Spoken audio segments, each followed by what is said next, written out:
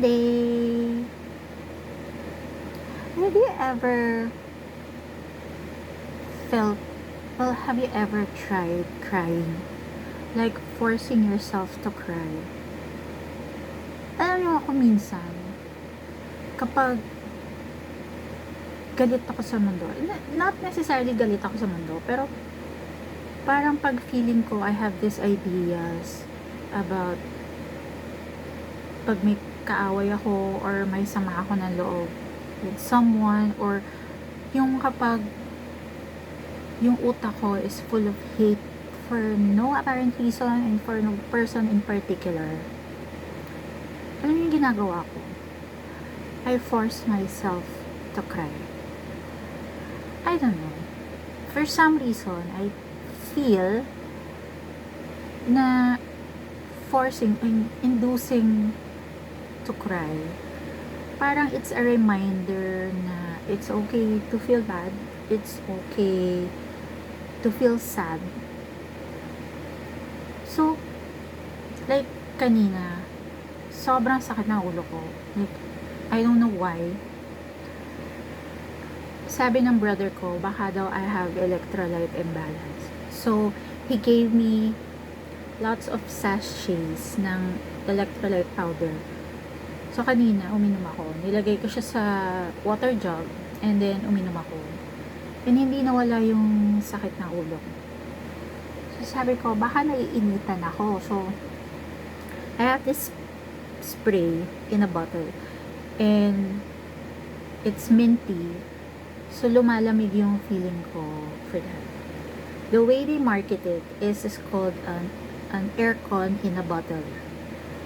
It really gives you a cooling effect, like less than 10 minutes. So, it's good enough, right?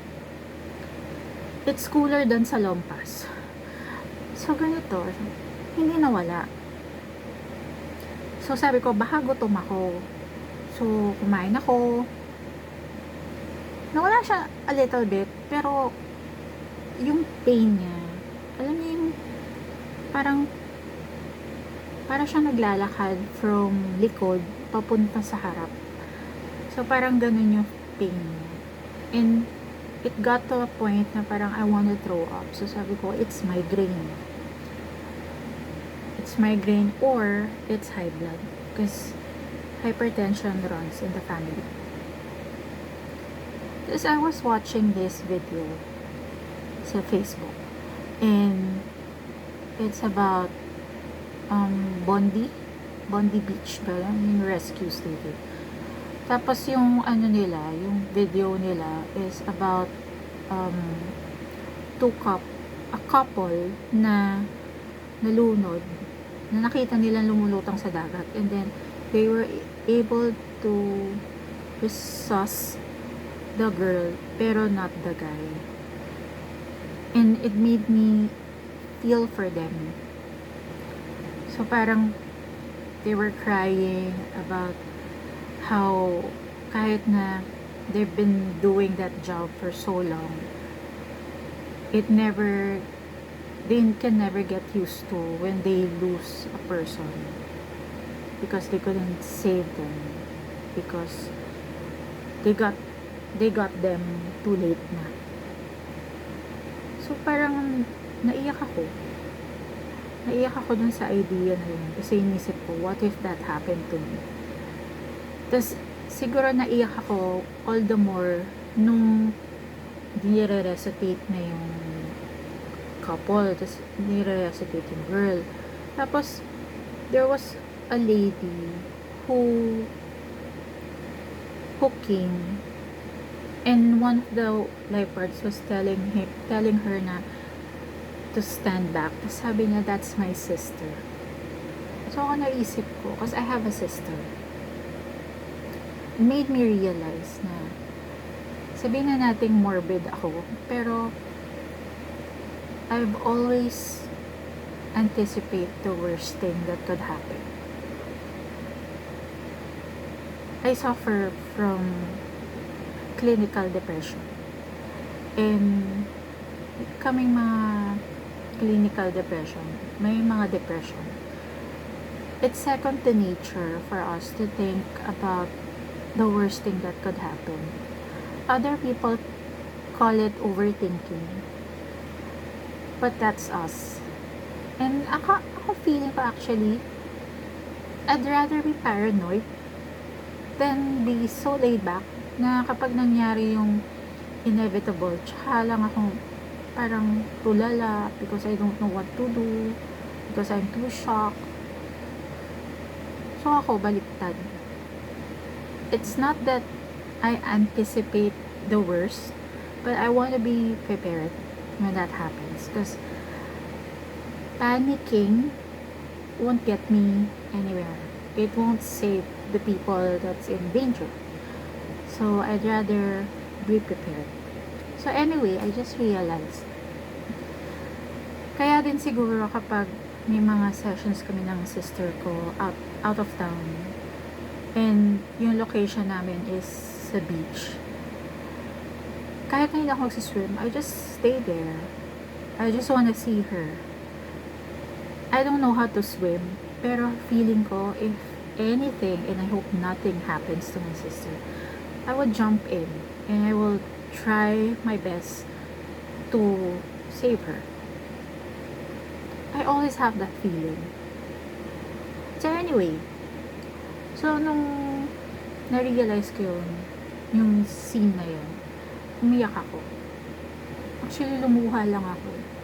So you know what? Miraculously, nawala yung migraine ko. So hindi ko alam kung, kasi I know na kapag nagma-migraine ka or nag-headache ka, it's because yung brain mo, hindi enough yung oxygen na pumapasok sa brain mo, kaya siya sumasakit. So I don't know if crying gave my brain relief na nakahinga siya for a while. I don't know, sino bang neurologist dyan? Pwede ba maka-explain bakit nawala yung headache ko when I cried a little? Imagine nyo yung uminom ako ng maraming water, tapos naghilamos pa nga ako kasi sabi ko baka naiinitan lang yung head ko, naglagay ako ng ice pack, nothing worked. But then it only took like 2 minutes of almost crying and it's gone. So feeling ko, it's also healthy to induce crying. You know, we always have this idea na umiyak ka is a show of weakness. Actually, hindi. Crying somehow reminds us na tao tayo. Na we can feel, we can relate to others. We can get sad when other people is sad. Kahit di natin kilala. Yung ganun. Yung there's nothing wrong with being vulnerable. Sometimes it's actually healthy. Like what happened to me just now. So, ikaw, kung sino man ikaw who is watching this, and you have this feeling na there are times you just wanna cry, cry. Please cry. If it's the only thing that could help you release the anger or whatever you're holding back for so long because you're afraid to be judged or because you don't want others to see na you're weak, go to a place na walang makakita sa'yo. Punta ka sa car mo, punta ka sa banyo, do it at home. But please cry. Release it. Release whatever you're going through. You know, we have this thing sa, I don't know if other people who suffer depression agrees with this. Pero I always tell my friends who are going through certain stuff about their lives and they're holding it back inside because they don't want other people to see them na vulnerable sila. I always tell them or encourage them, to vent out to me, to tell me what they're feeling, because I'm not gonna judge them. And there's mostly a chance na the next day I would forget, because ganun ako, because I'm a stroke survivor, and my mental sometimes kapag hindi siya ganun ka-related sa buhay ko, or hindi siya something na I have to remember, nawawala siya. Parang Bermuda Triangle tong memory ko minsan. Information goes in and it disappears. So parang ganun. So I often encourage my friends to do that. Pero may mga tao talaga na it's difficult for them to voice out how they feel and what they're thinking. So pag ganun ka, at least just cry it out. Just be vulnerable. Just be vulnerable in your own way. Release it.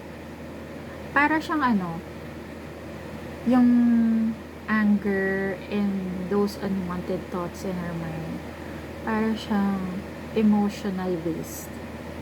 And how do we secrete? Tama ba yung word? How do we release waste? Diba? Nilalabas natin sa either sa urine or sa poop. So, pag emotional waste, release it through your tears. Release it through your words. Ganun. So, I hope this helps.